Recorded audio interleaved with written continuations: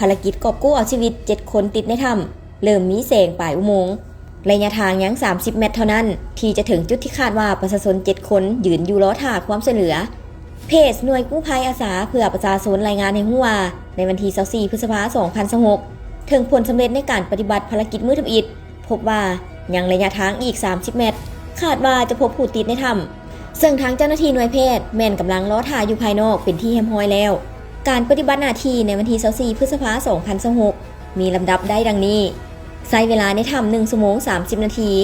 1. ทางเข้านับจากจุดพักหรือตีนภูหาหน้าปากถ้ำมีระยะทาง3 กิโลเมตรย่างใช้เวลา30 นาทีเป็นทางสัน 2. ทางย่างจากหน้าถ้ำหาจุดเข้าเนินภูย่างเข้าหูเป็นทางเหียบเพียงเป็นหินภูประมาณ50 เมตร 3. หลังจากเข้าหูถ้ำมาแล้วก็เห็นทางย่างมุม45 องศาประมาณ2 เมตรห้องโถงทำอิฐ 4. หลังจากย่างขึ้นมาก็พบทางซื่อย่างอีก60 เมตรจะพบกับ3 แยก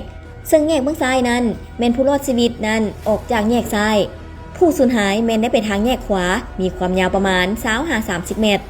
5. ในแยกขวานั้นได้มีอุปสรรคคือ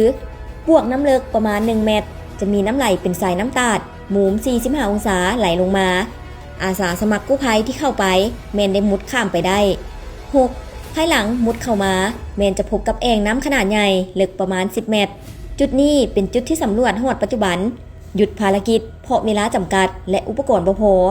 เนื่องจากรถลำเลียงเดินทางมาบ่ทันฮอดมาฮอดเวลา20:20 นาทีจากสภาพเส้นทางฟ้าฝนภายหลังมาฮอดก็ลำเลียงเครื่องจักรต่างๆพร้อมอุปกรณ์ขึ้นสู่ปากถ้ำระยะทางย่าง3 กิโลเมตร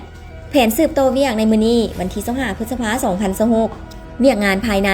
1. จะสืบโตจากจุดที่6ซึ่งจะดำน้ำไปโดยใช้ทีมดำน้ำของกู้ภัยประเทศเพื่อนบ้านเพื่อไปหาเนินระยะทางประมาณ30 เมตรซึ่งเนินนี้คาดว่าจะมีผู้รอดชีวิตติดอยู่ในนั้นเพราะว่ามีอากาศมีลมพัดเข้ามาได้ตลอด 2. ทีมสูบน้ำก็จะดำเนินการสูบน้ำออกให้ได้หลายที่สุดเวียกงานภายนอก 1. เจ้าหน้าที่สาธารณสุขได้มีการเกี่ยมรถพาหนะอุปกรณ์การแพทย์จากห้องหมอพร้อมด้วยแพทย์หมอไว้เป็นที่แฮมห้อยเพื่อปิ่นปัว 2. การนำขั้นแขวงการนำขั้นเมืองการนำขั้นบ้านและปกสชาวหนุ่มบ้านพร้อมประชาชนประกอบเพลงงานขนลำเลียงเสบียงอาหารและอำนวยความสะดวกแก่เวียกงานให้ทางสมาคม 3. กองกำลังปกสก็ได้มีการรักษาความปลอดภัยรักษาเครื่องของ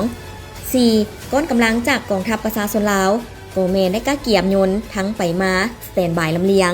หวังอย่างยิ่งว่าแผนและภารกิจที่เฮาวางออกนั้นจะบ่มีอุปสรรคต่อการปฏิบัติหน้าที่ขอให้ประสบผลสำเร็จและช่วยทั้ง7 ชีวิตนั้นออกมาได้อย่างปลอดภัย